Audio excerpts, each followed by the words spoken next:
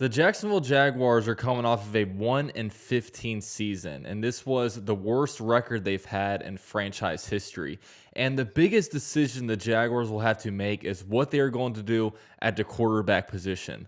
Luckily, this decision is very, very easy as the Jaguars hold the number one overall pick in the 2021 NFL draft, and arguably the best quarterback prospect who ever entered the NFL is coming into the NFL draft with Trevor Lawrence. So that one is quite a layup for the Jaguars.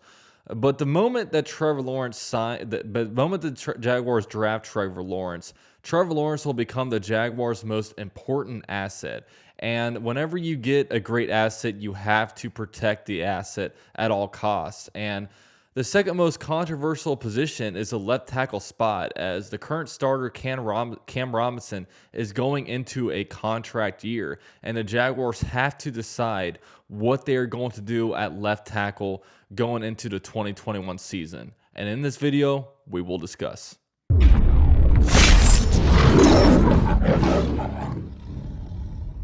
Now, the Jaguars have a myriad of different options that they can take. Right now, obviously, Cam Robinson has been the starting left tackle for the last 4 seasons, and the Jaguars can do a number of things with him. They can maybe sign him to a fresh deal. They can franchise tag him. They can transition tag him, which is an unfamiliar term, but it's basically the Jaguars can place a transition tag on Cam Robinson, allowing other teams to offer deals to Cam Robinson. And if the Jaguars say, like, look, we can match that deal, they can place a deal on the table for that player, which would be Cam Robinson. And then the Jaguars would basically take on the contract that the other team offered to Cam Robinson. And there is also an option of just letting him walk, because there are other options out there. Obviously, you can explore free agency. There's guys like Trent Williams and the Villanueva out there available.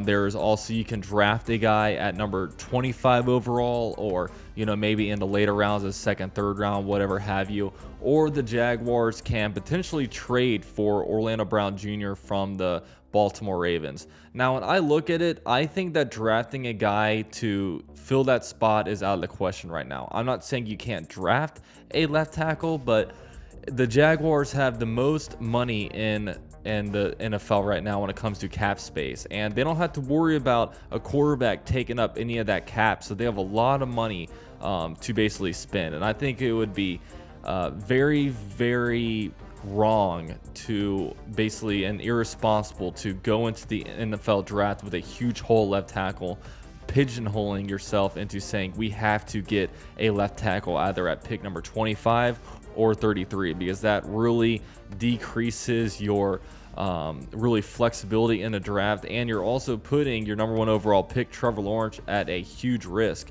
So I think that drafting a guy is out of the question. So you really look at it, and the Jaguars have been linked to an Orlando Brown Jr. trade. And Orlando Brown Jr., the good thing about him is he is very, very young. He'll be 25 once the season starts up in this upcoming season. So he's a very young dude. He is basically is a Pro Bowl. He's made the last 2 Pro Bowls. He's a mammoth of a man. He is 6'8", 355 pounds.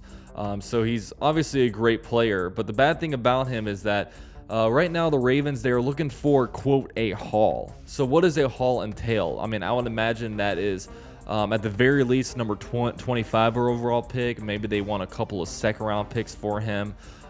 There's a bunch of different things that I don't really know what a haul really entails. Obviously, you've had guys in the past like Jalen Ramsey get 2 first-round picks. You've had Jamal Adams get 2 first-round picks. Now, the difference between those guys is Jalen Ramsey and Jamal Adams are each the best at their position. So maybe the same can't be said about Orlando Brown Jr. But the thing about Orlando Brown Jr. for me is that you are going to not only have to give up draft capital for him, but you're also going to have to sign him to a brand new deal. And it's a little bit risky for me. A big reason why it is risky is because he hasn't played a left tackle position in the NFL. So you're going to be trading, for example, say the hypothetical, if you give up the first round pick for him, the number 25 overall pick from the Rams, you're going to be getting this guy in here and making him switch to the left tackle position, and he's going to want a brand new contract. That's very risky for me, especially when you don't even have to make a trade. You can sign a guy in free agency. Like, the way I would go about it is Trent Williams. Obviously, the big negative about Trent Williams is his age. You know, he'll be 33 years old at the start of this upcoming season, which is obviously he's getting up there. But if you watch a tape, if you look at him in this most recent year, the guy is still an animal. The guy is still extremely athletic. The guy can move extremely well. This guy is a potential Hall of Fame type of player, and this is the route that I would go. Right now, obviously, like I said, the Jaguars have the most cap space in the NFL, so they are going to be able to really make a run at any guy they want. They can pinpoint one guy and say, look, this guy is not going to deny coming here. We're going to offer him this spot. And I know there's a lot of guys out there that people want. They want, obviously, wide receiver Allen Robinson, safety Marcus Williams. This left tackle Trent Williams, he is the guy that I would go after. I would go in an absolute bidding war for him. And, you know, he's a guy that he's probably not going to re-sign with the 49ers. The 49ers just don't really have the money to sign him. He has a no franchise tag type of deal in his, you know, in his contract. And also, he's really in line for one last big paycheck. And obviously, one great thing about Jacksonville is that it's in Florida, so no state income taxes. The Jaguars should be able to give this guy a very significant deal.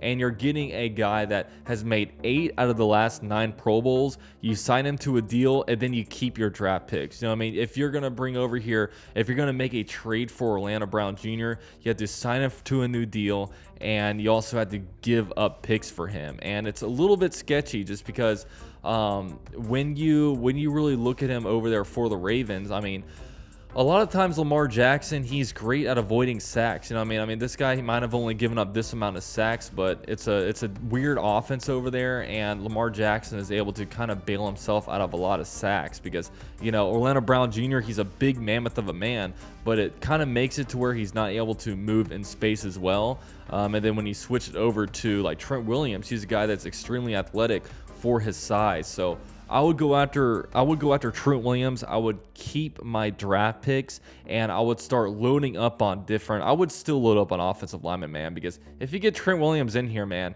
that's 4 out of 5 guys on your offensive line on at least 3 out of 5. It's 4 out of 5 guys on their second or third contracts, and it's also like 3 out of 5 guys on very expensive contracts when you look at the center, left guard, and left tackle. So you want to look to get cheaper and get younger in the future. So maybe draft a bunch of interior linemen. Look into doing something like that, but I want to make sure my whole goal this offseason is I want to make sure this offense is set. I want to make sure Trevor Lawrence has a great offensive line. He has weapons, whether it be a tight end, wide receiver, running back. I want to give him a plethora of different weapons, and I want him to be able to go out there and explode. You know what I mean? If we lose games, I want to lose games 34-38. You know what I mean? I don't want to lose games because Trevor Lawrence got sacked 7 times. You know, there were 2 strip sacks. There were some, you know, I don't want it to be like that. You know, I want the offense to be clicking on all cylinders. This is the type of thing that I envision the Jaguars doing. So I'm a type of guy, sign Trent Williams. I would not mess around with Orlando Brown too much, even though a report did come out today that Urban Meyer is his name is kind of floating around with the Orlando Brown stuff. Which, if the Jaguars get him, I wouldn't fault the Jaguars too much. I wouldn't be too mad about it. I'm usually not mad about that kind of stuff. I would just hope it works. You know what I mean? But obviously, left tackle, it's the second biggest decision to make, and probably the first hardest, because the biggest decision is drafting Trevor Lawrence. That's not very hard, but getting the left tackle position right, that is very important because you're protecting Trevor Lawrence's backside. You don't want a Joe Burrow situation that should be seen very closely, that is not what the Jaguars should do, and protect Trevor Lawrence at all costs. You guys watched the whole video. Really appreciate that. You guys can subscribe to the channel for the best source of Jaguars news on the YouTube platform. Also follow me on Twitter and Instagram at UCF_Jaguar. And you can become a member of the channel for as low as $3 a month for exclusive channel content. Thank you guys, and go Jags.